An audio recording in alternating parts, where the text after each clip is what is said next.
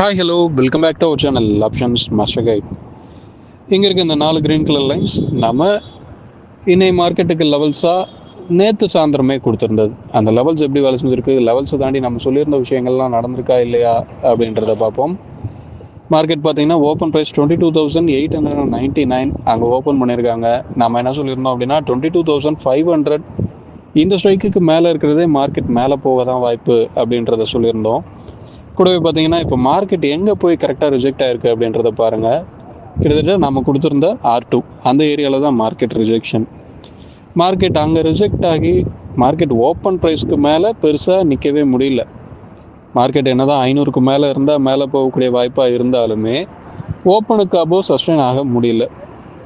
அதை தாண்டி மார்க்கெட் பார்த்தீங்க அப்படின்னா நாம் நேற்று இந்த லெவல்ஸ் கொடுத்துருந்தது எல்லாமே 22,150 புட்டு, 22,550 கால், இந்த 2 ஸ்ட்ரைக்கை பேஸ் பண்ணி தான் நாம் நேற்று இந்த லெவல்ஸை கொடுத்துருந்தோம். இந்த 4 லெவல்ஸு மார்க்கெட் பார்த்திங்கன்னா கிட்டத்தட்ட நம்மளோட R2 பக்கத்தில் ரிஜெக்ட் ஆகிருக்காங்க.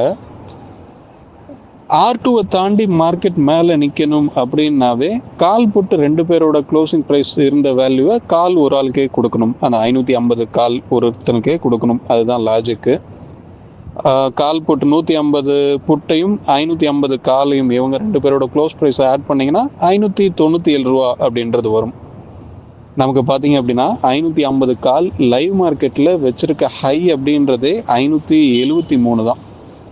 ஸோ அவனால் 597 கிராஸ் பண்ண முடியாத வரையும் ஸ்பாட்டால் R2வை தாண்டி சஸ்டெயின் ஆகிறது அப்படின்றது கொஞ்சம் கஷ்டமான காரியம்தான்.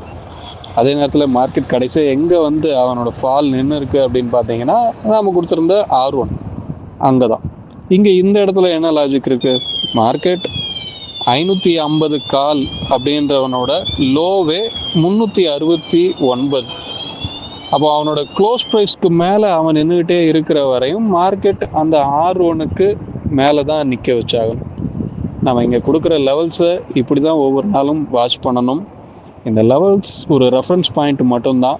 அதை மைண்டில் வச்சுக்கிட்டு அதை எப்படி பார்க்கணும் அப்படின்றத புரிஞ்சு நீங்கள் ட்ரேட் பண்ணிங்க அப்படின்னா தவறுகளை முடிந்த வரையும் குறைக்கலாம். ஓகே, இப்போ நம்ம இதெல்லாம் ரிமூவ் பண்ணிவிட்டு இன்றைக்கி உண்டான லெவல்ஸ்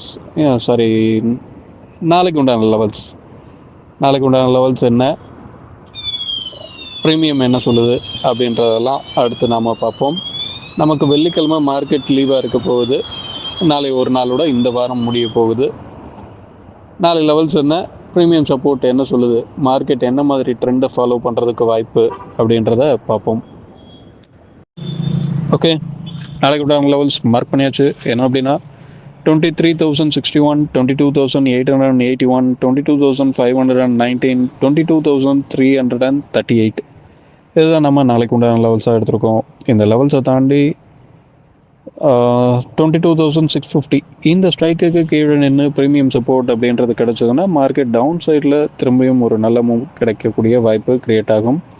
இதுவே அப் சைட் போனோம்னா 22,850 இந்த ஸ்ட்ரைக்குக்கு மேலே நின்று ப்ரீமியம் சப்போர்ட் அப்படின்றது கிடைக்கணும். ஸோ இந்த 2 ஸ்ட்ரைக்கில்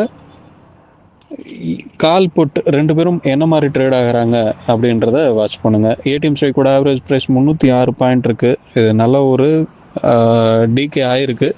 இருந்தாலும் இது பத்தாது தான். நமக்கு நேற்று தொடங்கும் போது 390 பக்கத்தில் இருந்த ப்ரைஸ் இப்போ 306 இருக்குது. ஒரு 85 பாயிண்ட் ஒரே நாளில் டிகே ஆகிருக்கு. நல்ல விஷயந்தான்.